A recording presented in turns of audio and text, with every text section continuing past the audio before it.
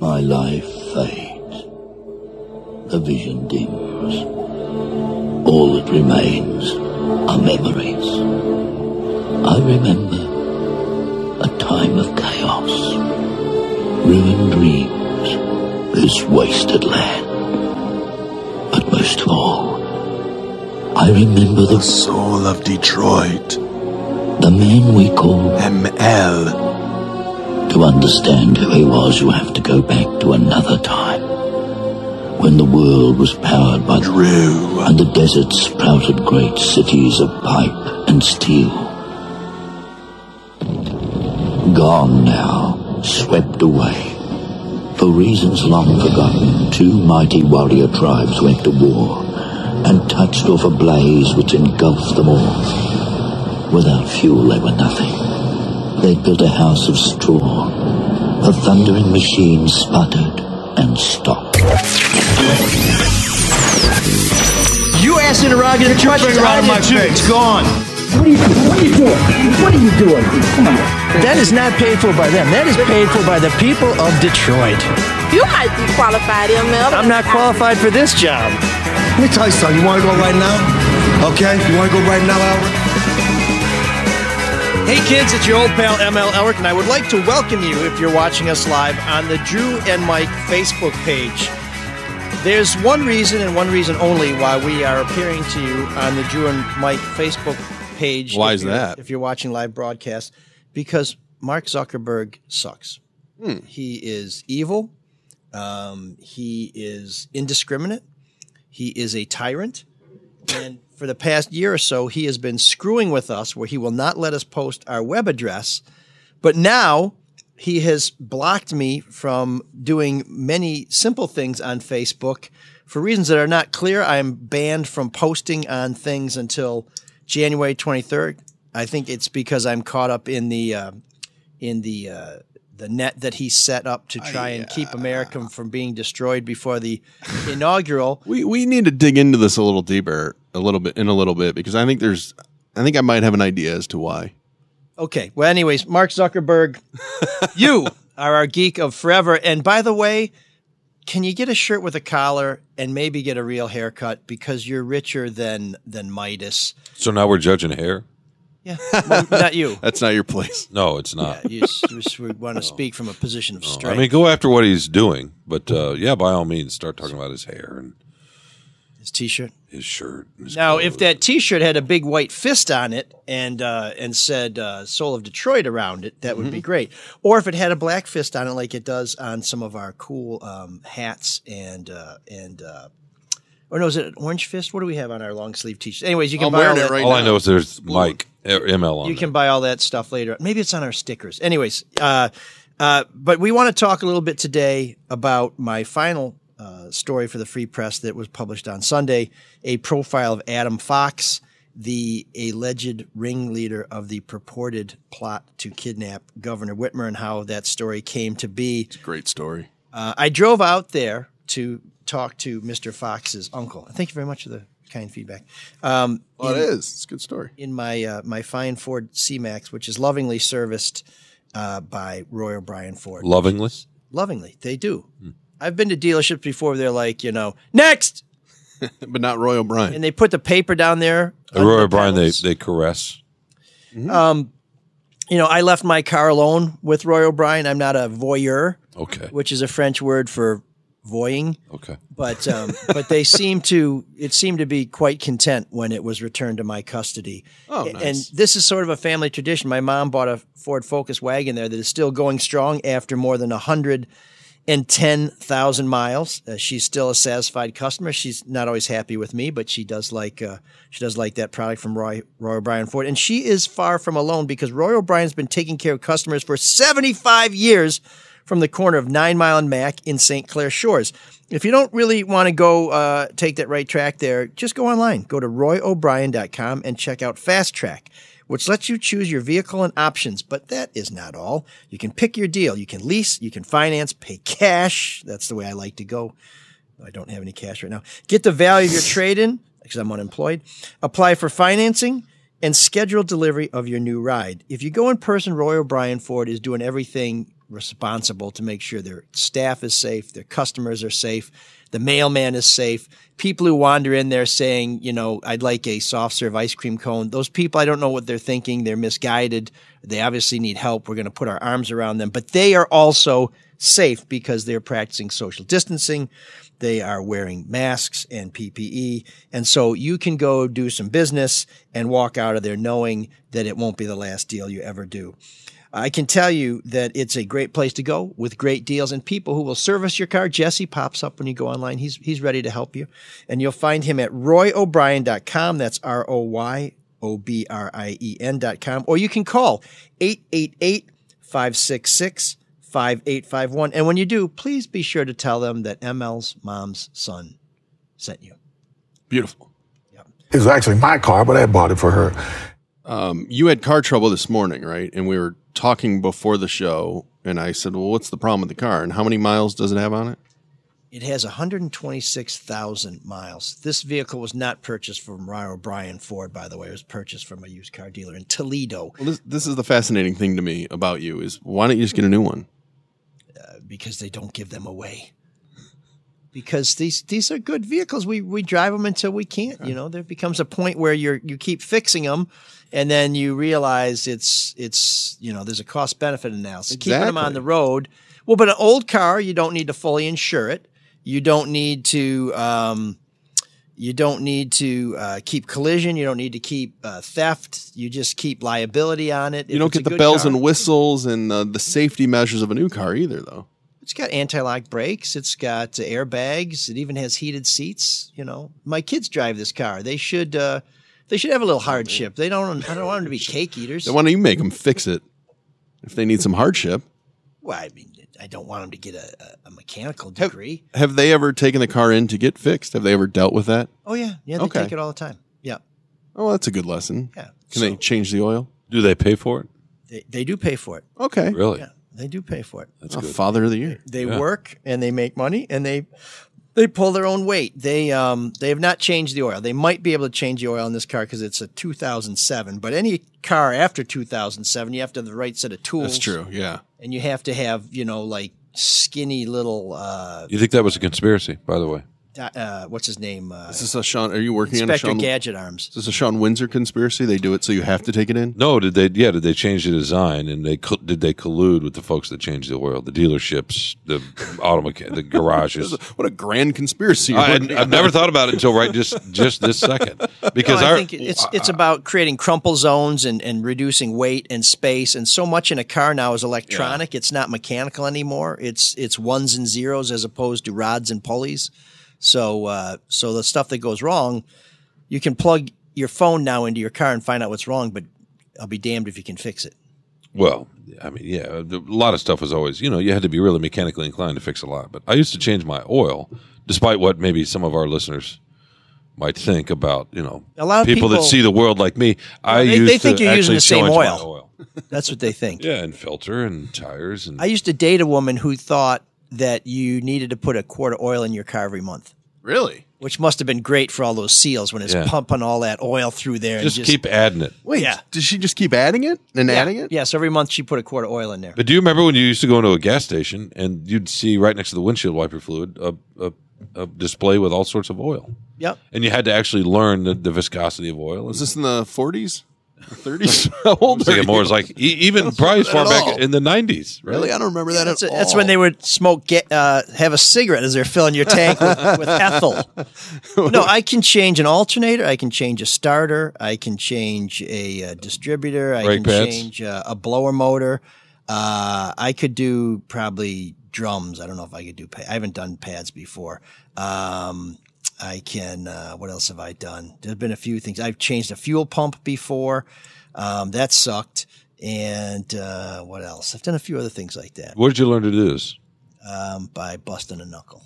You didn't take shop class in high school? I had a handy friend. And so some of the stuff is just a couple of bolts. Nobody in the family? No, but you got to be able to move. You got to be able to move your arms. And the guy who taught me this, his name's Tim Perfett, and he's a guy who's incredibly talented engineer. But every time he fixes something, nobody else can fix it because he has a special way of doing it. So we call it Timtronics. So he just he just is able to make things work. And then you say, how'd you do that? And he's just like, I don't know. It's like it's a gift. Now, I want to go back to the Facebook issue because you can't. I'd like to take a spanner to old Marky Z. But you have no idea. So what happened this morning is Zoovs, who helps us out with this, Different Z. He's a good Z. He's like, hey, I can't put it on ML's pages. Both of them are frozen. Are both of them frozen or just your business page? Well, I don't know if they're frozen because what happened was, as you know, folks, this is why we encourage you to subscribe, is because we can't put our web address on Facebook because it won't allow us to. And so when you put it on there, it says you violated community standards. Facebook sucks because I don't mind them cracking down on us, but they should give us a chance to appeal or talk to somebody and make our case, and they don't. So we've been working under this restriction for 9 to 12 months. And last night, so you know how you get things that pop up in your feed because of, the algorithms. So something popped up that there's some company called like Fan Pants that makes logo shorts and trousers with college logos on it. And it popped up somewhere on my feed, and a bunch of people were posting that they were upset that Fan Pants did not have Michigan State pants. Now, if you saw the pants, you wouldn't be all that heartbroken. But so anyways, I went on there and I posted, I would buy the U of M pants to wear when I'm feeling especially flatulent. Go blue, BLEW.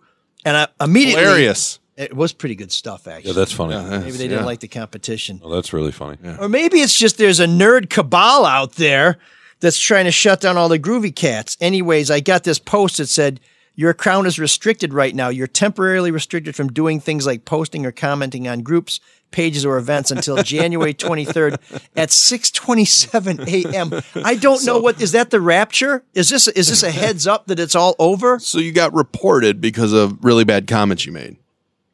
About the University of Michigan? Well, have you made any other bad comments? Because Zeus found one that he thinks might have been the one that got you booted. What is it, Zeus? Oh, the one that said I was going to rip off Mark Zuckerberg's head and shit down the hole? I think it was something about filling in the blank. Some guy commented on one of your stories. Oh, dear. No, that was several days ago. Do you want to explain that one? Somebody posted something about how they thought the media should die, and I said, "Hey, why don't we play Wheel of Fortune? I'm going to give you all the vowels." And then it was blank UCK blank OU, which actually isn't true because sometimes Y is a vowel. But I wanted to make it challenging for this mouth breather. And that's this week in soft history. Do you think that got you kicked off? Do you think that's that one, or do you think it's the other one? No, I think we posted something many, many months ago talking about when Kilpatrick was trying to get pardoned. By the way, please don't send me any more texts. I don't know if Kilpatrick's getting pardoned. He does not confide in me, nor does Donald Trump. Okay, so, and by the way, all the people who are defending Kilpatrick, did they read his letter to Donald Trump? Remember how we read that in a previous show? Sure. Where Kilpatrick was just kissing Trump's ass and trying to draw parallels between himself and Trump. I don't think he feels as positive about So you don't think it's the expletive that got us booted from Facebook? And now we have to jump on the Drew and Mike one. I think we had a headline on that episode that had a mild political bent to it, and I think Facebook flagged it as dangerous political commentary. I don't know, but we've tried. Well, that's almost a compliment to get that lifted, and we've had no success whatsoever. So that's why we're on the Drew and Mike show page. Also, we've heard from a lot of people that they are desperate for quality content on the Drew and Mike show Facebook page. So we are here to fill the breach. And hey, is that Drew coming down the stairs? No, someone did ask where is he? He's upstairs. It's his home. What are you doing with that axe, Drew? I told Drew I think he should Airbnb the upper floor of his house since no one uses it. I think the last time somebody was up there was LaDuff, right? Going Probably, through his magazines climbing on the roof. And stuff. Does he ever leave his kitchen stool? Very rarely. Isn't come down here? Interesting. Yeah, he's always sitting in the same spot or standing in the same spot. Mm-hmm. Drew. Mm-hmm. With a bunch of different things going on: a TV, a radio. He's consuming, eating cookies. He's like Captain Kirk on the bridge. He's got a nice, comfy chair. He can monitor all progress. If he sees some sort of Vulcan incursion, then he can, put up the shields and discharge the phasers. Although I don't think you can discharge the phasers with the shields up. No. Okay. I think it's sort of like. I trust you. It's sort of like peeing in your swimsuit. It's not advisable. No, you don't really pee in your swimsuit. You pee in the pool. You might. I don't. So your pee actually stays in your swimsuit. When I said you don't pee, I was referring so you specifically pee, to you. You have that a was not swimsuit that generic holds your pee. So you pee and then you walk around sort of, sloshing with a little bubble around your groin? I pee in the proper receptacle. No, you don't, liar. Sounds to me like you designed or had all designed pipes. a piece of clothing so that you could just pee wherever you want. So you don't need to be in a pool. You'd just be driving and in your old 103,000 mile an hour car with anti-lock brakes. And I'm driving the new car and today. say, hey, I would stop to go to the bathroom there, but they actually might make me buy some crackers. So I don't want to spend that money. So I want something that I can just pee whenever here I am on Gratiot and I need to take a pee. So I'm driving the new car today. It has 101,000 miles on it. And it won't get the seat wet. Speaking of gas stations and crackers, when Fred Thompson was running for president, Phil Gramm was running for president back in 1996. And Fred Thompson from Law and Order. Tennessee, yep. And was a Tennessee senator. And actually, way before that, served on the, I think, the House or Senate Judiciary Committee with Hillary Rodham Clinton when they were impeaching Hunt for Red October. Nixon. That Fred Yes, Thompson. Right, yes, that guy. So he was campaigning, and he was driving around New Hampshire, and he went into some gas station where they stopped to fill up the truck with gas, and his driver said, Senator, well, he's from New Hampshire, Senator, well, you here, get yourself a snack. So he got some crackers, and then he, I think he said, well, while we're here, I think I'll get myself a beer. Really? So that's what happens when you get crackers at a gas station. You have to get a beer too. Is this the episode we were just going to record and not air if it's not any good? Hey, you're the one that told that story. I didn't. Sean and I didn't say that. I didn't know we were going to end up in a gas station with Fred Thompson. Well, let's talk about your last article. I think you're Lori Morgan. This sounds like the No Judgment Zone has been completely torn apart. So are we going to sell the little panties that you, or whatever you want to call them, the swim diapers, the pee diaper, whatever it is? Are we going to sell that? No, I think we established that I wear undergarments properly and discharge any excrement in the appropriate place. Receptacle. Let's talk about your Adam Fox article then. Your final one for the Free Press. The swan song, if you will. So I kind of was trying to go out strong at the Free Press, had the Duggan profile, did a story about a woman who had been diagnosed with cancer who lost her dog, and then it was found after weeks of searching. And then I worked a Sunday shift and had a story about a plane crash. And the whole time I had in the back of my mind, they said, we want you to do an Adam Fox profile, because when the Free Press put out a team to profile and dig into the backgrounds of the alleged Whitmer kidnap plot members, I caught the ringleader, and people kept saying, so every conversation I'd have, like, okay, well, I just finished this story I've been working on for 6 months. Like, okay, that's good. How's the Adam Fox profile going? I'm like, yeah.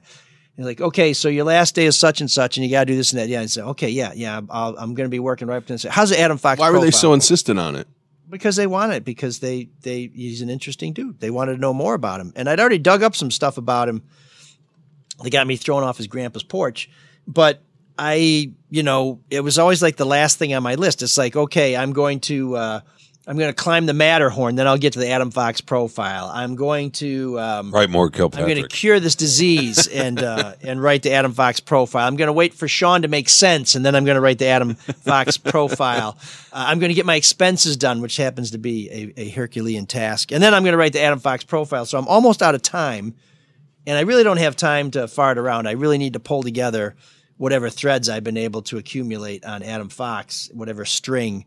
And then I decide, you know what? I'm going to go for broke. I'm going to hit one more courthouse, and I'm going to drive out to Muskegon to see if his uncle will talk to me. Now, and the uncle's the key to the story. I mean, right. So he's got multiple relatives, but only a couple who live in Michigan still. And I know this because, as a former obituary writer, I know how much information is in an obituary. So I found Adam Fox's grandmother's obituary, and it kind of turned me on to who all the members of the family are.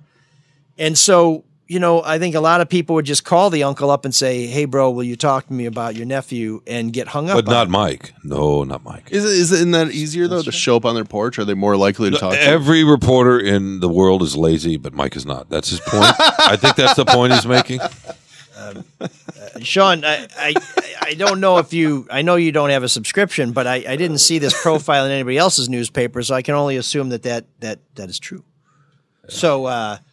So anyway, I decided I'm going to drive all the way out to the Muskegon in the snow. Well, how long did it take you? So nothing Days, to do. weeks, months? It actually took me many hours Did because you I stopped at a the team of courthouse. dogs? Is that what you did? A sled? I got the serum to Nome, Yeah. metaphorically speaking. Okay. So- I mean, you're right. That's a long, long way. So What was that? 2.5 hours? that conversation we had about streamlining the show. What was on that call? Was that No, I'm just impressed. Was that Bizarro show? I am impressed that you could get all the way across the state. This big, huge, wide state. I am blown away. I'm in awe. Especially with a car with that many miles. Exactly. Was he receptive? No wonder you don't stop and use the restroom. How many times did you have to talk to Adam Fox's uncle to get him to speak? I've been triggered, Mark. I think we should. I know. That's all Sean does to you is trigger you. I'm sorry. We should I'm sorry. I just was really impressed that you actually didn't call him but drove over there. But go ahead, continue. Yeah, can we move on to that game that Sean watched on TV and wrote about it? He didn't even travel across his living room to report on that. Oh, I went from upstairs to downstairs. Well, to the basement. You're like a bad English drama. To the basement. Okay. No, go ahead. Yeah. So Tell us more about your around the world journey. Was he receptive? Time for a carrot. No.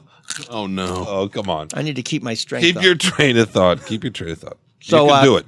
So I went to his house. I got there in the dark. And one thing about knocking on people's doors is you don't want to do it in the dark because people get nervous. And depending on which branch of the family this guy's with, he may answer the door with a gun.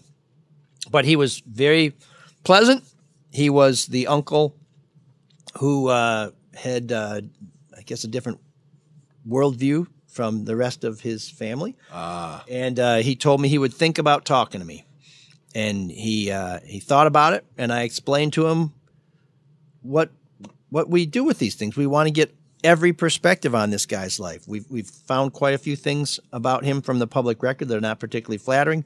We've heard quite a few things in court that are not at all flattering, and we figured there must be something about this guy that may tell us a little bit more about what he's like as a person when he's not allegedly threatening to take governors out on lakes and leave them to die, or try them in a tribunal, or perhaps kill police and others. So Uncle Mike thought about it, and we talked the next day, and he told me quite a bit about Adam Fox's upbringing. Now, I know some people, I will tell you, while I had a very nice going away thing on Zoom with the Free Press last week, whoever wrote the headline on that story did not give me much of a going away present, because I've been getting pilloried because it sounds like, Adam Fox was just a nice, confused guy, as opposed to, no, here's where Adam Fox may have gone off the rails. What was wrong with the headline? Family reveals inside life of Adam Fox, alleged mastermind in Whitmer kidnapping plot. Well, I think they used plural when it was really just his uncle who spoke to me. So there's that, but it just seemed to make it look like nice guy tries to kidnap governor. I mean, I've had people come after me for the headline. That's and interesting. I understand where they're coming from. I didn't take it that way, and honestly, after reading the article, I felt there's a lot of people that feel like Adam Fox. Did you? And what I mean by that is, this is a guy that was searching for something his whole life because everything he always had seemed to be taken away from him. Did you get that feeling about him? Well, I got the feeling that he was a unhappy kid who wanted to belong or wanted to be accepted, and maybe when he found some people who finally accepted him, it was sort of like saying, wow, I finally belong, and I belong to a bunch of assholes. Yay. Well, the first militia he joined kicked him out because or so they say, but you don't think so? I mean, I don't know. I mean, I just know what they told us. I didn't have a chance to ask Adam for his side of it. So that's the problem with this stuff. And I've found over the years, the right and the left, depending on what the story is, can react the same way. A lot of people on the left were really angry about this story because they felt that it humanized Adam Fox. Well, he's a human. And they don't like him because he threatened somebody on the left. But this is what we do. We walk right down the middle of the road. We try and provide a full picture of everybody we write about, and we're dependent on the cooperation of people who know them best to do that. And I think when they saw some humanizing details about Adam Fox, it made them angry. When they seemed to overlook a lot of other details in there that didn't make him seem like the greatest guy in the world. And frankly, his uncle, who seems to me to be one of the most upright dudes you could meet, also expressed concern. He said he loved his nephew. He said he was a sweet boy, and he was concerned about where he had ended up, and that for whatever he did, he will have to pay a price, which to me seems to be make him just about Pretty the most reasonable. enlightened dude in the state of Michigan. Well, I'm kind of fascinated as to how people end up to where Adam Fox ended up, which was very angry and staying in the basement of a vacuum repair store. Modern life. Yeah, Alienation. broken family, absentee dad. Yeah. Well, there's another thing you mentioned, or I don't even know who mentioned it to you. It might have been the head of that militia. Did you talk to him? No, we quoted something. I believe he spoke to BuzzFeed. Oh, that's right. I'm sorry. Yeah, and that was in the article.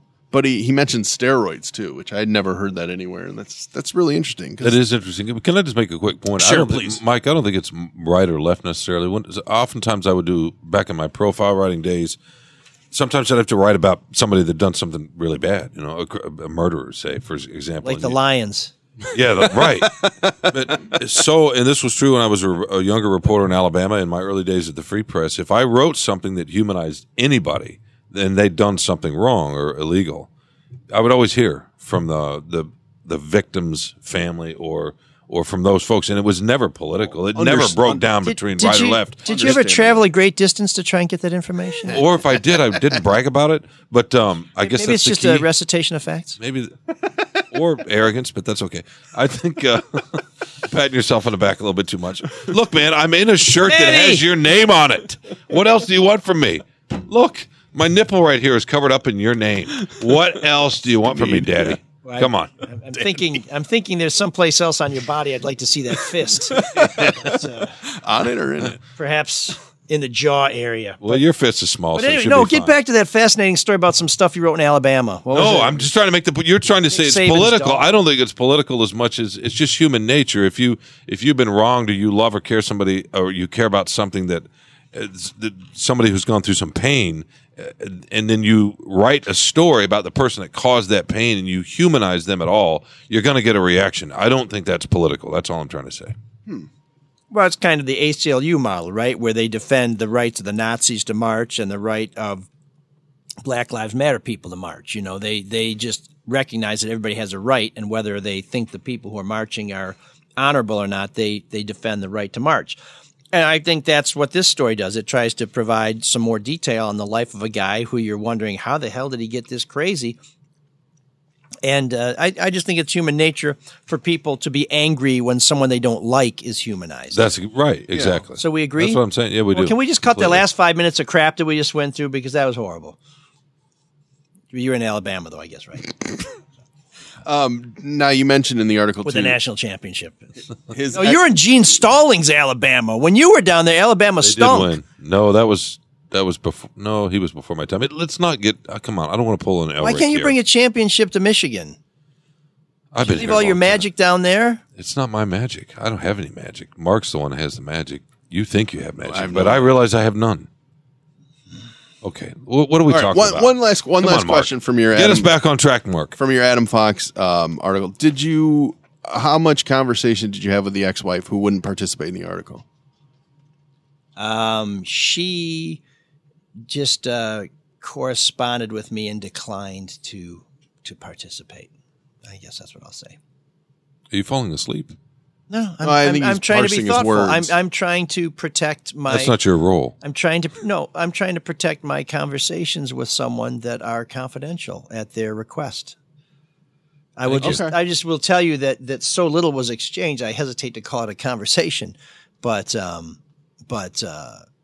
will say, if you read that story, you'll see in the public record that she had very few kind things to say about him in court. But when I found her and contacted her, I would say she was gracious only because she didn't heap a lot more abuse on him when it seems that he was perhaps less than an ideal spouse.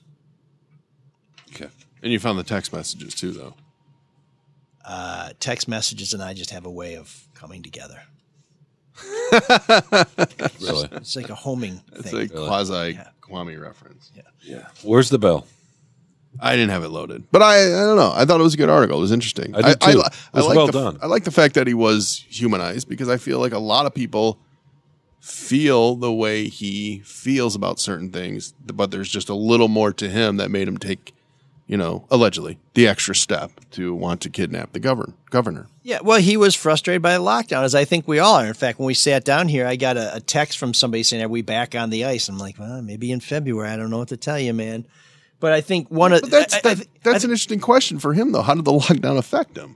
Well, I mean, we can't skate. Oh, you mean Adam Fox? Yeah, Adam Fox. Well, I understand. No, but I think what you're getting to here, thoroughly understand why you would be very upset with the confusion. There's a lot of reasons I could see why you would be upset with the lockdown. There's things I'm upset about with the lockdown.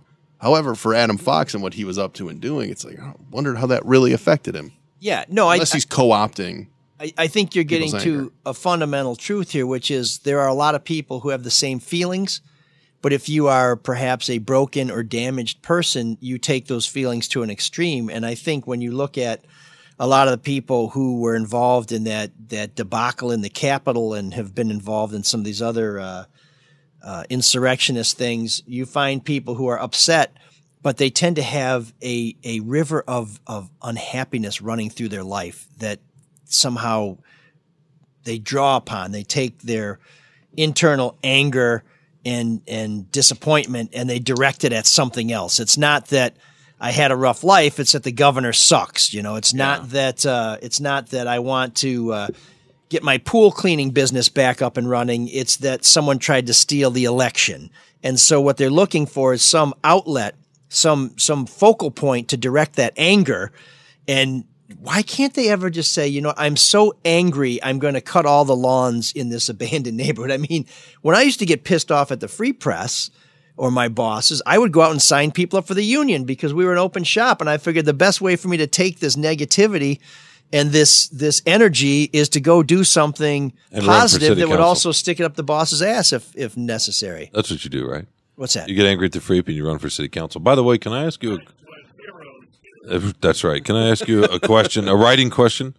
When you wrote this story, did you sit down and write a list of words you wanted to use first? Like strident, vagabond, surreptitious. You've never heard these words before? I'm just curious if you these words write are new to the you. words down and say, okay, I want to use this word and then work it in? I'm just curious how that process works. The way the process works, I take all my notes and I organize them and I start writing and I put on my headset and I listen to for this particular story, I listened to Roy Xopp over and over again for many, many hours. Okay. As my final time card will attest. Okay. Another issue, and this involves the Free Press and media and coverage, is what happened with Marlo Alter. Who is Marlo? And Sean, you still work at the Free Press. ML, you're done. Who is Marlo? Exactly. Like, what's his position? He's there? an assistant sports editor. Assistant sports editor. Well, he wrote an article. I guess it was the online article bringing up Dan Campbell, the presumptive new head coach of the Detroit Lions. He was the front runner at the time. He's the front runner. He's going to be the head coach, right? I mean, more than likely. Yeah. And so the article is basically about, hey, he said in I don't even know when he said it, early 90s when he played at A&M during that big bonfire and rally that they had, that he's proud to be from a school where men love women and women love men. It was the rivalry game with the University of Texas. And so Texas, jab. For folks that don't know, UT's in Austin. It's a very progressive sort of little island in a conservative state. And so College Station, where A&M is conservative, so he was kind of having fun with that. And Campbell apologized in 1998, said it wasn't the best thing to say. Well, Marlo... It was a story, by the way, right? It was a story. The newspapers down there at the time wrote about it. Yeah, and he apologized, but Marlo digs this back up again and posted, and unfortunately he had some very unfortunate tweets, so people love pointing out hypocrisy of the media. And I was just curious as to what you guys thought about, because this has happened before. There's a real famous situation where a journalist dug up some stuff a guy tweeted about, a guy who had a sign asking for beer money on Venmo. He got a ton of money and donated it to a children's hospital. And they dug up his bad tweets from the past, which were quotes from the Tosh Show. And what do you know? The reporter also had bad tweets, and that guy got fired.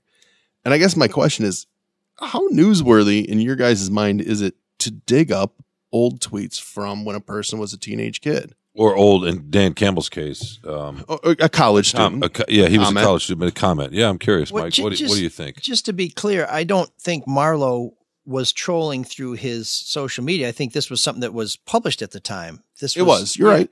So I want to do this in two stages. First of all, the last coach that the Lions had, the media didn't do as good a job. Rob Snell did. And the Lions. And then my wife, Teresa Baldus, did a good job of finally going through. Well, I think the Lions knew about it, and then Bob Quinn just buried it because he's a son of a gun. But really? Oh yeah. I think other NFL teams knew about Matt Patricia's stuff. Alleged rape. I think people said that's why the Jets or the Giants may have passed on him when he was considered a front runner there. But so the last bum coach we had, the media found some things in his background that raised some real character issues. And I'll just tell you this about Matt Patricia. I think the great disgrace of Detroit Lions fans is the only time they had real issues with Matt Patricia was not whether there were questions as to whether or not he was involved in a sexual assault. They were concerned about him when he couldn't win a damn football team. To me, I'd be more concerned that I might have a rapist for a coach than I would that I had a coach who couldn't win a damn game. Sure, but that's hypocrisy of sports that's baked in. Okay, it's wins and losses. Yeah, that's why I don't like it. But so now to this particular situation, I think Marlowe was doing his job. He was going through the clips. He was going to see what's been written about Dan Campbell, and when you find things that are somewhat controversial, you put them out there. I believe I read that first story that Marlowe wrote, and it also mentioned other things about Dan Campbell that were just sort of more biographical. But I think it's very fair to point out that somebody said comments like that, which I think were offensive then and are offensive now. But he also quite responsibly included Dan Campbell's apology and efforts to make good with that. I thought Marlowe's article was fair and appropriate and on point. Now, these days, the problem is the hunter becomes the hunted, and I wouldn't call Marlowe a hunter. I think he was just doing his job. But then somebody fly-specked all his social media, and he had some stuff up there when he was in college that I'm sure he regrets, and as I understand it, he's apologized for. But stridently, some vagabond comments, perhaps, ill-advised, jacundry. I'm really surprised, though, that they were still up there in public for Marlowe. I mean, why wouldn't everybody go back on their old tweets at this point? Well, I think that's the lesson in all this, right? I mean, we've been through this before. Have you talked? How old are your kids? My kids? Yeah, 6 and 2.5. Okay, so that's not. What about you? Did you have this conversation with your girls in high school? I mean, I certainly did with my sons. We harped the whole time. Be careful what you say on social media. It's a record. People can screenshot. It doesn't just disappear, right? You're going to be interviewing one day somewhere, right? Yeah. You're going to have to sort of talk about who you are. And maybe most companies aren't going to go back and look, but some do. You know, I'm not sure the Free Press does, obviously. I don't know that we have the resources, but and most companies probably don't, but some do. Well, this kind of comes back to cancel culture, too. I mean, even if the Free Press had screened those things, you know, to me, it feels like you need to talk to somebody and say, what's this all about? Is this who you are? Why? And you give them a chance to explain it. But I mean, I keep coming back to what President Obama said when he was no longer president, which is if all we're doing is looking for something that somebody's done that's been a mistake and then we machine gun them, we're not going to have anybody left. So, I mean, I agree.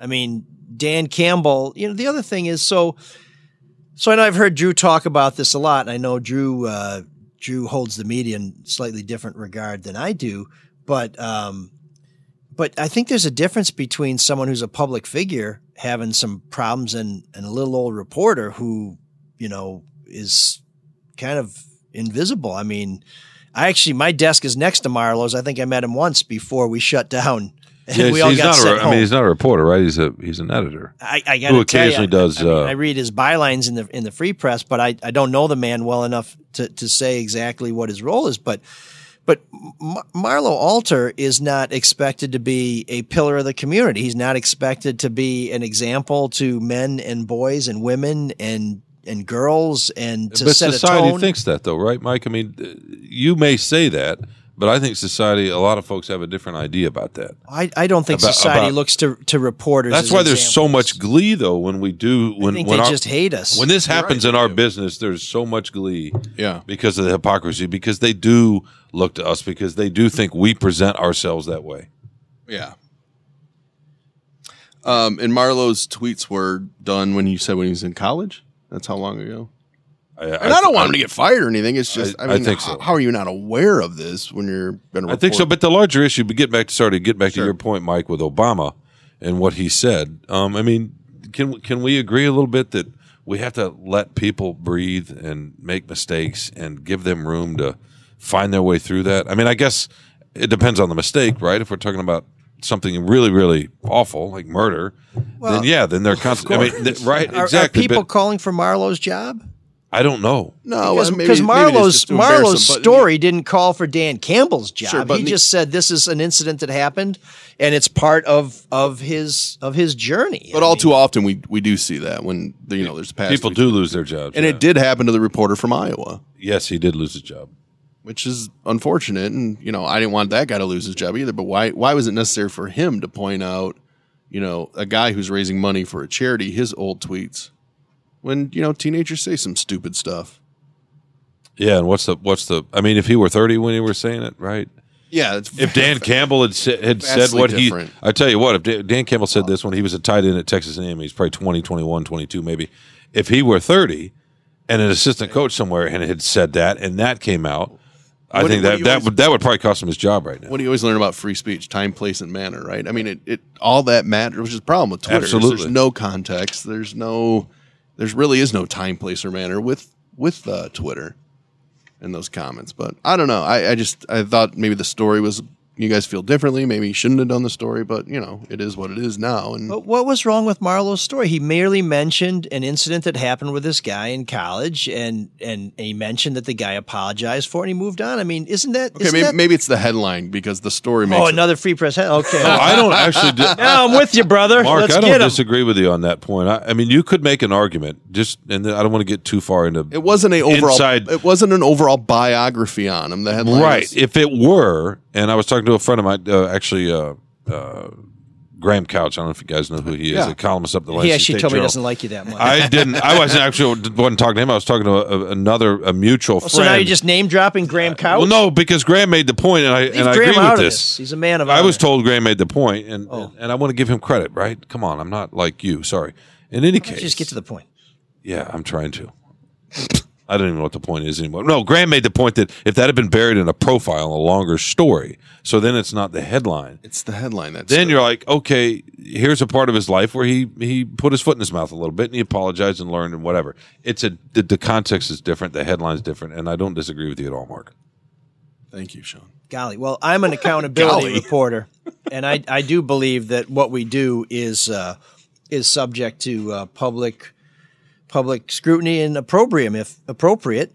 But at the same time, I think that we also have to allow people to apologize for mistakes they made and give us the context. And I thought that's what we just said, but that's okay. Well, I said it in like 10 seconds. I didn't mention Graham Couch and that, No, it wasn't that at all. It's just that you didn't say it, so you needed to say it. By the way, how cool is it that the guy who covers Michigan State sports last name is Couch? Yeah. Oh, yeah, right. I mean, is his nickname in the locker room or in the press room? Do you have and all your little fiefdom, your property fiefdoms up there? Do you offer places to burn couches, like safe places? That would be a good selling because there are lots of safe places in universities these days, right? We have a fire pit in front of one of our houses, but there is nothing. It's called the street. Nothing flammable nearby. Really? So you don't say, "Hey, come burn your," couch. They burned couches in Ann Arbor. Nobody talks about it. Because all the people who burned them were all alone. Did I do that? What a dork. Does him wanting to play with us again mean that he's turning into a geek? Or we're turning into cool guys? So before we get to Geek of the Week, I want to try and uplift my neighbors, my community. And one way I do that is by lifting up a can of Altus. I want to talk to you about this original Detroit lager that has made a comeback here in the greatest city in the world. Altus is the do anything, anytime with anyone beer. I can't wait to bring some back to hockey. I wouldn't mind bringing a bag of stinky laundry back to hockey. I just want to get back to playing hockey.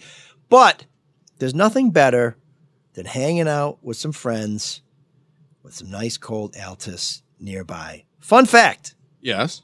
It only takes 6 Altus to make anyone a 10. Maybe 7 in Ann Arbor. But we have a lot of things that started here in Detroit that went away, but Altus is back. It's a smooth lager that packs a punch. It's delicious. Go pick some cans up today. Hopefully we can get back to a bar and restaurant and have them pull you a pint of Altus. But go get some and enjoy. If you want to know where you can find it, go to altus.beer to find the location nearest you. I promise this beer is insanely good, and you will thank your old pal ML for the suggestion. Altus.beer, a Detroit original that will never let you down. Well, I'll tell you about somebody who let me down. And I meant to talk about this last year, but so many crazy things happened at the end of the year. But my choice for Geek of the Week is the Literary Review. And why the Literary Review? Well, because in 2020, among the many disappointing things that happened in 2020, they canceled their Bad Sex in Fiction Awards. This is a prize that was set up in 1993 by Oberon Waugh, which is, he's obviously got to be English with a name like that. Perhaps his father was a gentleman's gentleman or a Batman or he buttled for a living. At any rate, it was created with the intention of gently dissuading authors and publishers from including unconvincing, perfunctory, embarrassing, or redundant passages of a sexual nature in otherwise sound literary novels. In 2019, the award was won by Didier Ducoin for The Office of Gardens and Ponds, which included the passage, Miyuki felt as though she was manipulating a small monkey that was curling up its paws. I have no idea what she's referring to there. I can't imagine why they got rid of this. And I don't want to know about that. You mean the segment? John Harvey. Oh, wait. Did you want to nominate yourself again? Because we're not going to do that anymore. John Harvey was a co-winner for PAX, in which the characters embraced as if with embraced. It's so bad I can't read it. Let me try it again. Embraced as if with violent holding, they could weld the two of them one. So clearly a most deserving recipient. So anyways, the judges said they decided to suspend the award because they felt the public has been subjected to too many bad things in 2020 to justify exposing them to bad sex as well. And and it's fair. And here's the tie-in to there's a tie-in. Okay. To this show and our appreciation for new wave music. Morrissey won the award for his novel List of the Lost, and its reference to the pained frenzy of a bulbous salutation. And of course, Morrissey being Morrissey, when he was informed that he had won the award, he said it was best to maintain an indifferent stance. Best to maintain an indifferent distance from the award, because there are too many good things in life to let these repulsive horrors pull you down. Well, I don't mind a repulsive horror here and there, and I certainly think there's something to be said for people identifying bad literature. So, Literary Review for 2020. You are my Geek of the Week. The kids are soft. I don't care for that guy. Me neither. Too soft. Shot to the heart, and you're too late, darling. You give Jokes. a bad name.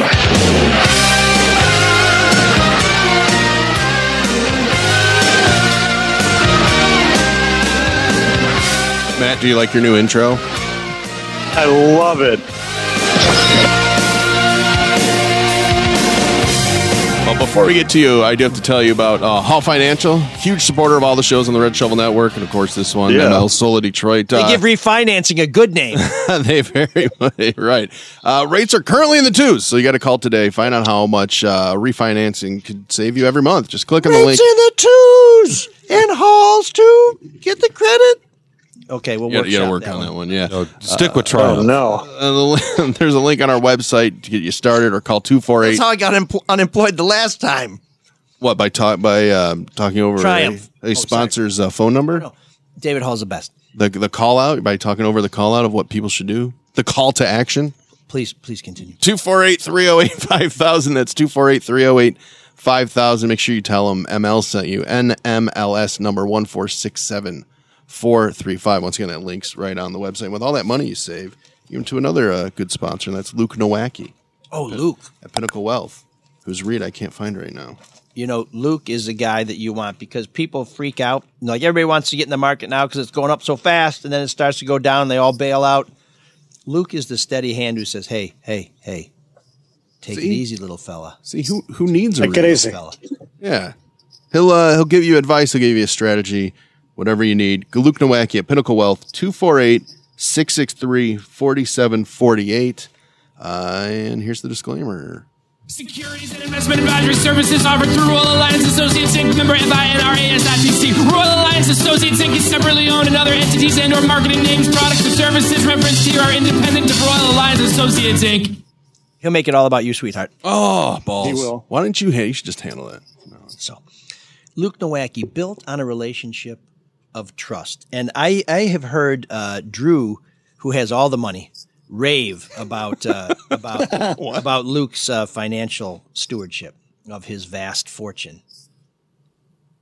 So, Luke, I'd trust him. Yeah. So you can get to Luke's website from our website, which is mlsoulofdetroit.com. So we have a new intro for Matt. We Morrissey loved Oscar Wilde, who said famously, "Talent borrows, genius steals." We stole that great intro from Dr. Saeed Khan, who mentioned it last week when Matt was on, and it was genius. I don't know if that's lowering the bar for Matt's jokes or is it raising the bar, because there's not much shame there, right? Yeah, I'm not sure, but that's all the time we have for Soft History this week. Matt, yeah, I was going to say there's not much more you can do to make it better. Yeah, try and keep it out of the ditch. Mm-hmm. All right. No, I'm not in a ditch. I'm good. Fire away. That's what we say to people who drive commercially, but I guess you've never. Oh, okay. And make sure your mic doesn't rub up against your clothes. It's a big pet peeve of mine. Oh, is it doing but it that now? doesn't mean you should do this segment naked. Just so we're clear, he is not saying disrobe. Well, no, he's right. No. Let's just make sure we understand that. Look, I'm very anal about audio in that. Right, but you're right, because 2 weeks ago I was wearing a pullover and the zipper was running against there, and I didn't notice it until after the recording, and it sounded like absolute dog shit. So I understand. Okay, that wasn't even a joke. What are you guys doing? I know. Believe me, you should be able to step over this bar without even bending knee. So take it away, Professor Jennings. All right, here we go. Prior to 1943, sliced bread used to be sold wrapped in paper. But to preserve that resource, the FDA banned sliced bread, forcing bakers to sell the loaves whole. Now, the conservation of that precious resource actually helped win the war, making it the best idea since, ladies? I don't want to say it. It's only gentlemen here. Because I'm sure the punchline is different.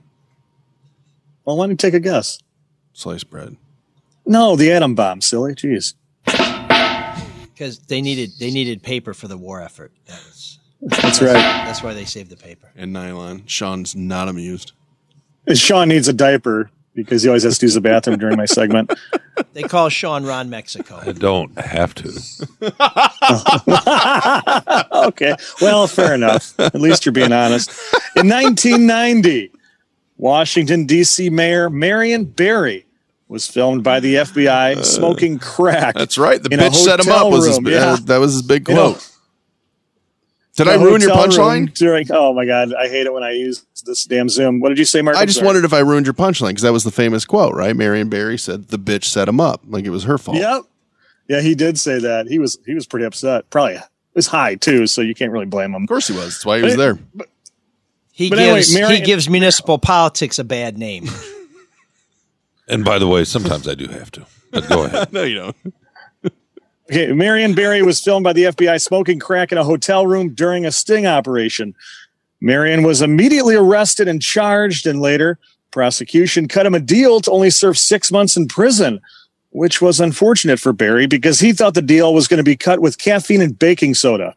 That was good. That was a good one. Sean, head and hands. No. I'm sorry. I wasn't listening. God damn him. All right, and No, finally, that was a good one. More, That was a good one. One more. No, that was a good one, Matt. Yeah, good job, bud. All right, thanks, Peanut. I'm just curious, in though. 2002, Yes. You're just Why do curious you the idea how you read these jokes? You sound like an anchor. Is that by design? I don't know. I just don't like my voice, and I don't know how to talk, and I Or mumble a lot. or maybe when the I'm just announcer of talking The like Price myself. is Right. No, I think you're fine. The only thing Matt has in common with an anchor is he's sinking fast. Okay, well then let me finish Well, up. the two best jokes, one from him and one from Sean. The race to the bottom begins now. Go! Okay. In 2002, President George W. Bush was in the White House watching a football game when he passed out while choking on a pretzel. Mm-hmm. Doctors asked Mr. President, "What the heck made you choke on a pretzel and pass out?" The most powerful man in the world replied, "The Lions won." They're victims. I'm just moving on. Poor man. That was bad. The Lions are not good.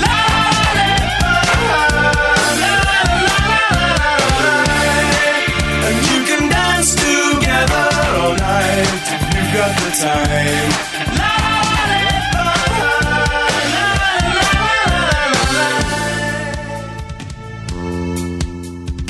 I think we are bound by the journalistic code of ethics to point out that I don't think the Lions did win that year, right? When was the last time they won a playoff game? 1991. Yeah. 1991. Okay. I can't believe I know that, but Certainly not this late in the calendar. yeah. Okay, what song you got for us, Mikey baby? It's very easy to win a bar bet on how many playoff games have the Lions won since Right. 1950? This doesn't sound like an intro for the segment here. Keep it moving. Todd says, love the show on the Red Shovel Network. I haven't heard you mention a favorite of mine, Gang of Four, and their song Damaged Goods. Well, Todd, that all changes today.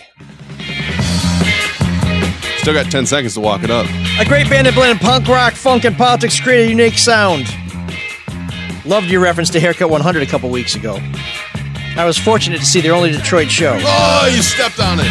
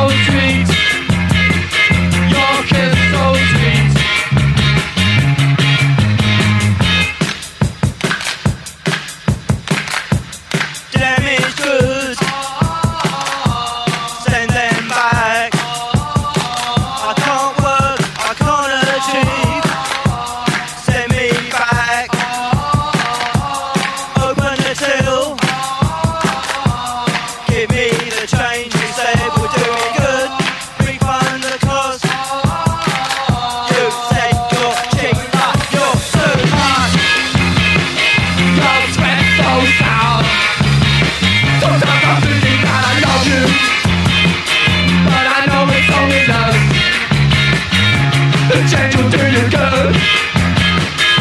I always do it good. You know the chance will do you good. You know the chance will do you good.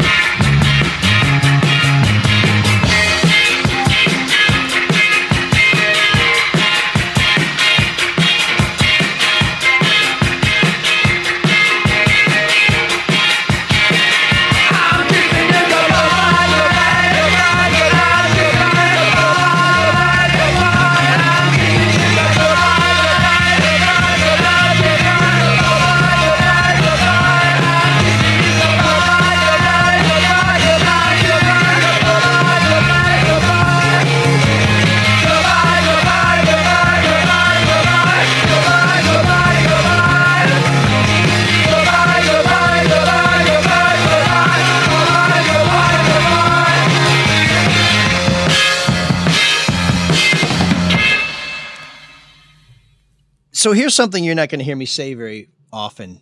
Sean is cooler than me because I knew the Gang of Four when I started reading about them. I was like, okay, now I know them.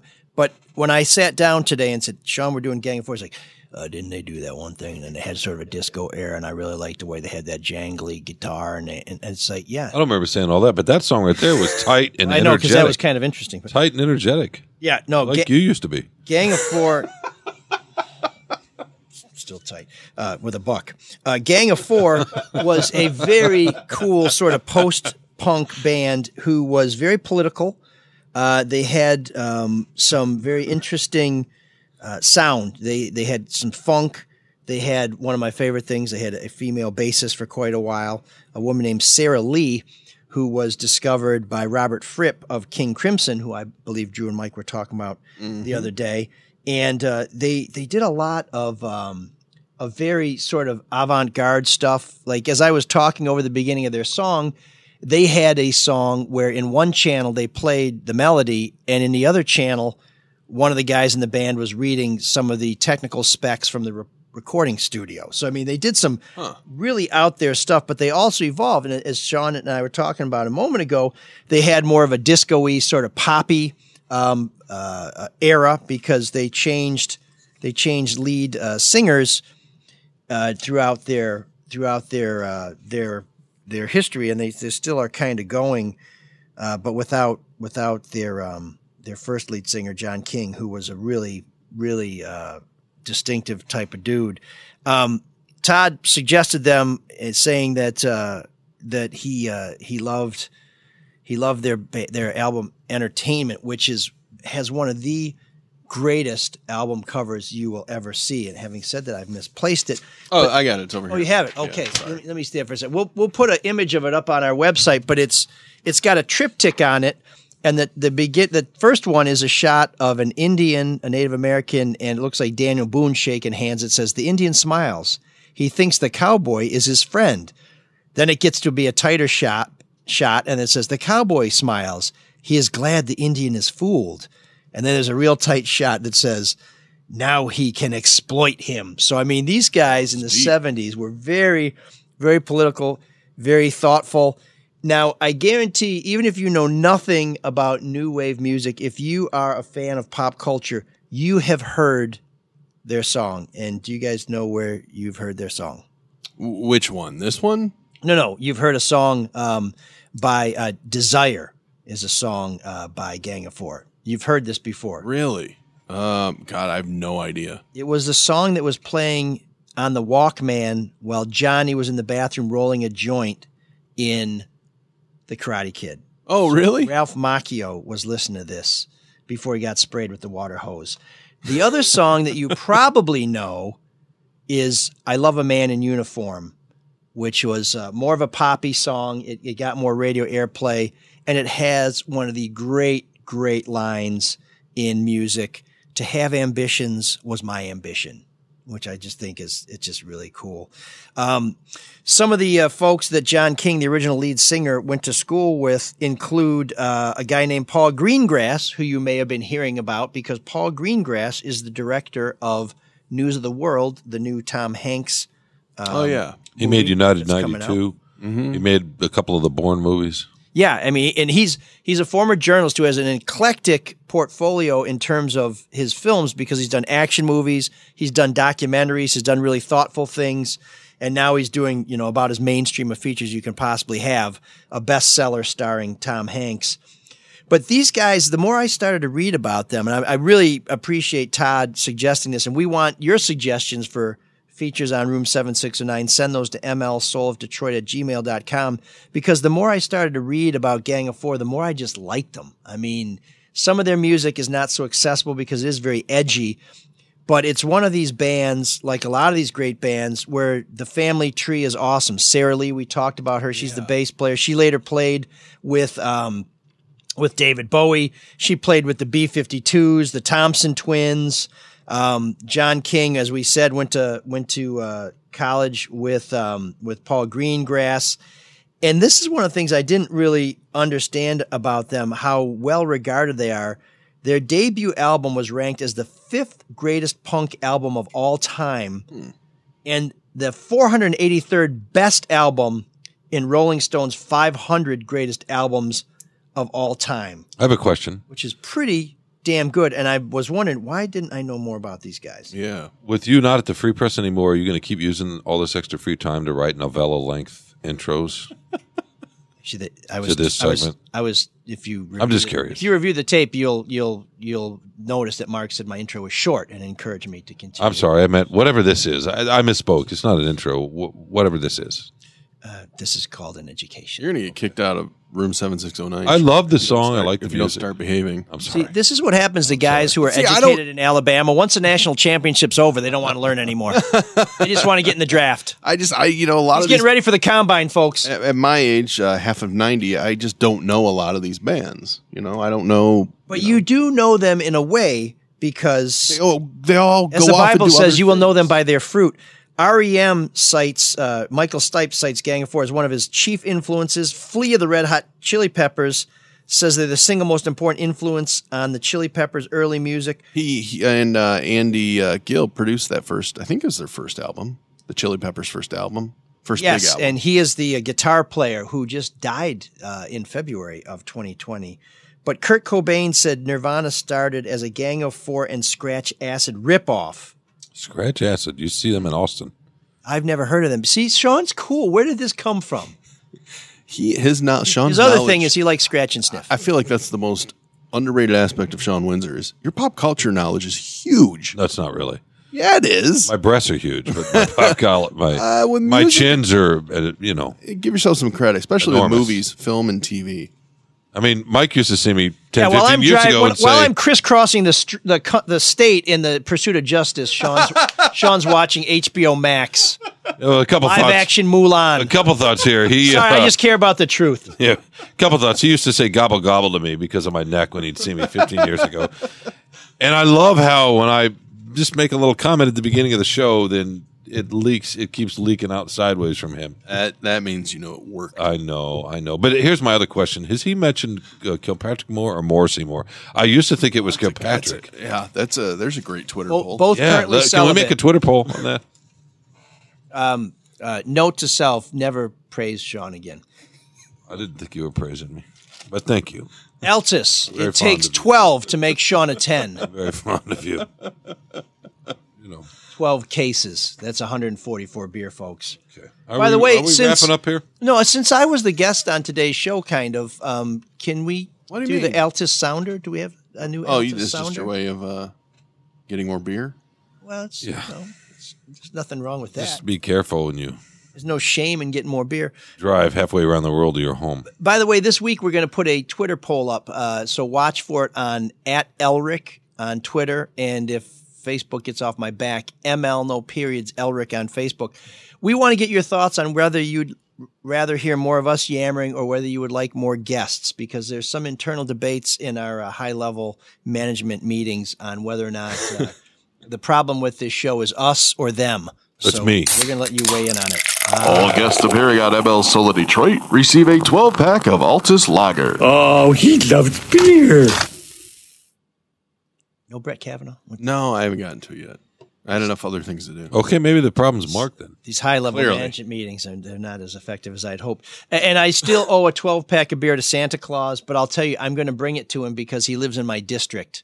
Oh, he does? He lives in District 4, so I'm gonna catch up with him and Crazy Santa? And give him some beer and say thanks for coming on the show, and if you and Mrs. Claus wouldn't mind supporting the old candidacy, we'd appreciate it. But those two are not linked together because he's getting the beer no matter what. Let's see.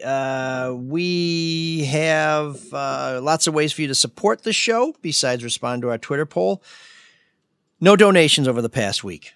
No donations. People are speaking with their wallets. Mark, but those who are forgiving and gracious, how do they give us their money? MLSoloDetroit.com, little donate button. It'll take you to your PayPal. And then you can give generously. And please do not confuse that button with the, I think somewhere on there we have a tab if you want to contribute to my campaign. ML for Detroit is a way to contribute to my city council campaign. As you may know, I'm running for Detroit City Council in District 4. We'll be talking about that more, I'm sure, ad nauseum. But if you want to support the show, just hit that button at the top of the page, and that will be shared with our my partners and their pharmacists. And if you want to really support the show, make sure that you let our sponsors know that you found out about them from ML Soul of Detroit. You can also get something for your money. You can purchase our hoodies, long sleeve t-shirts, and beanies. They'll keep you warm and fashionable. We also have good deals on masks and gaiters to keep you safe. Keychains, t-shirts, hockey jerseys, stickers, signed Kwame Sutras, and even neon clocks. And I also should say, somebody reached out to me on Facebook and said they really wanted to get one of those flags that I had hanging in the background when we were working remotely. So I ordered one of those flags, but I cannot find who it was who wanted the damn flag. So if you're the flag guy who want it for your man cave, send us a note at mlsoulofdetroit@gmail.com or give us a call at 313-288-9070. That's Butterfield 89070. Of course, we appreciate if you subscribe to the show. That way you don't have to wait for Mark Zuckerberg to let you know whether it's okay to check it out. Share the show, and not so easy on Facebook, but certainly easy on Twitter. Rate the show, and if we could just kindly ask you to love the show. Betty Draper writes, Dear ML, and Teresa for standing by. Thank you for being a good citizen and willing to take on this nonsense position with such a history of petty grift and scandal. I assume she's meaning city council. I have no idea why you are so self-destructive. The council will obviously benefit from your leadership role. I have followed your work and that of Teresa and Jim for years. You're all amazing, and I hope to one day see your experiences in the Kilpatrick era truly documented for all of us. And I believe she's referring to my wife, Teresa Baldus, and Jim Schaefer, who used to work at the Free Press, but now he's just a boss. Laura and David opine, Dear Mike, lovely to hear you're running for city council. Question, sort of dovetailing on Blight, which just netted the $250 million bond.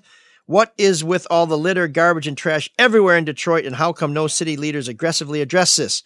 Right when you hit city proper limits coming from Woodward, Lodge, 75 or 94, there's an overwhelming amount of litter, trash, and roadside debris. Laura writes from Birmingham, which I think explains why she starts off by saying, lovely to hear. But I will tell you, the city of Detroit is not responsible for that trash on the surface drives and on the highways. That's the state of Michigan. But one of the cool things is I don't give anybody money, but I keep food in the car for people I see at exit ramps and who just have their hand out. The city, as I understand it, has been providing these folks with garbage bags.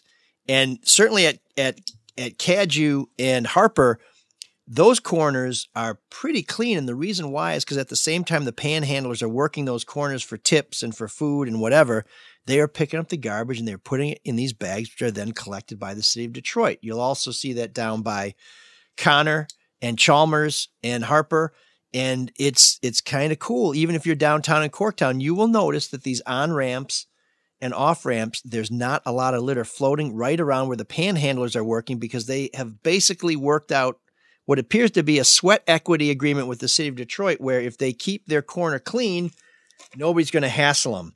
So, Laura goes on to say, do you as a city council candidate ponder any solutions? I would say this is one of those things. And I will also tell you that I'm a big believer in clean. And I believe that whether or not you have money, whether or not you have means, it doesn't cost anything to keep your property respectable. And so I will certainly encourage everybody to do their part to keep our city clean. Anybody who's walked with me knows two things. One, I can't resist picking up loose change when I find it. And two, That doesn't surprise anyone. I can't resist picking up trash when I see it. And I much prefer to pick up the change than the trash. Yeah. But I do believe one of the best things Kwame Kilpatrick did as mayor was put garbage cans on street corners so that people who are similarly civic-minded don't have to carry that trash with them very long or very far. So we certainly want to make it easy for people to do the right thing if they are so kind as to vote for me and support my campaign. Did I wander into a different podcast all of a sudden? Is this a campaign?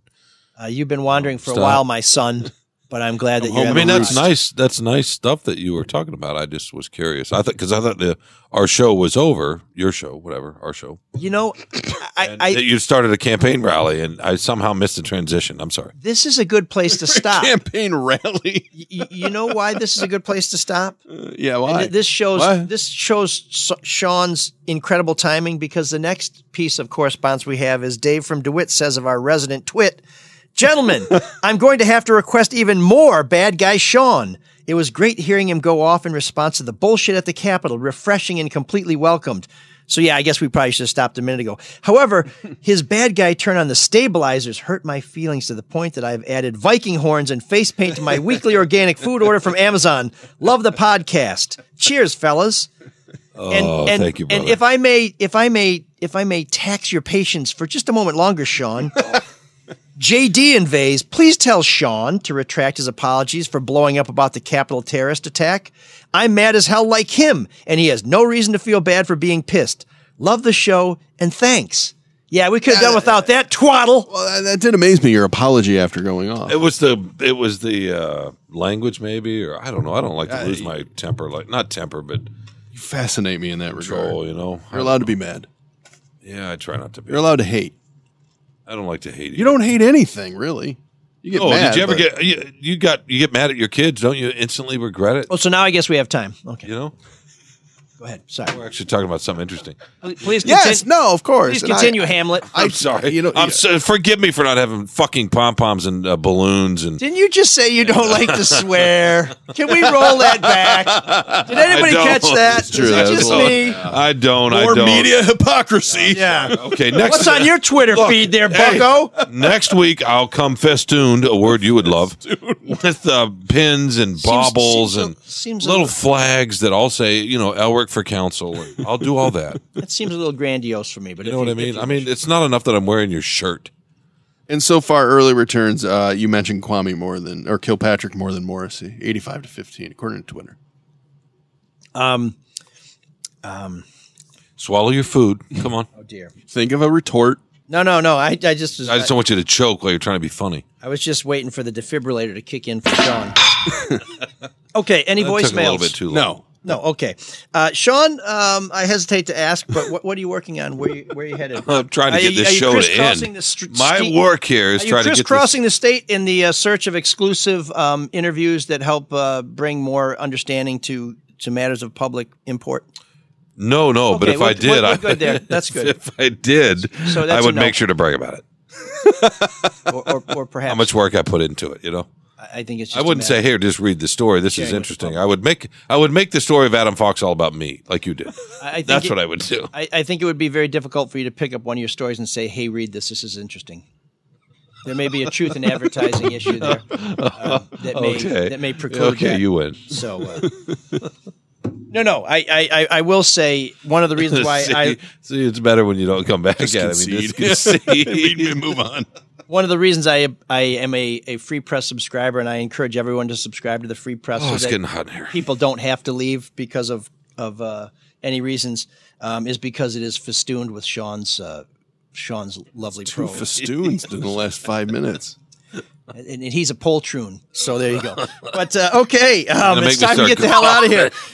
The Red Shovel Network is a fantastic place, and not just because Drew and Mike have let us borrow their Facebook feed today. If you're listening to us, we know you listen to the whole show, and we really appreciate our audio listeners. If I could be so impudent to ask if you could listen to Charlie Duff's No BS News Hour, or the No Filter Sports with Eli, Denny, and Bob, or of course, the Drew and Mike show that makes all this possible, we would be most grateful, and it would be an efficacious use of your spare time. And now, to turn to a friend, to turn to just do it. To turn to a man who always knows what to say at the right time. That would be Cyrus, who joins us at this moment to take us out.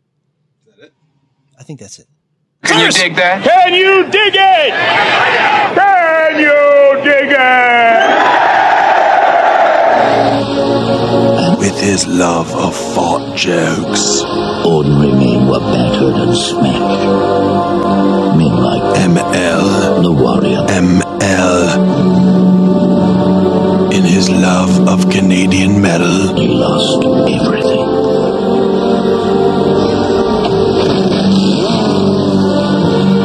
And became a shell of a man. A burnt-out, desolate man. A man haunted by the demons in his past. A man who wandered out into the wasteland. And it was here, in this blighted place, that he learned to live again.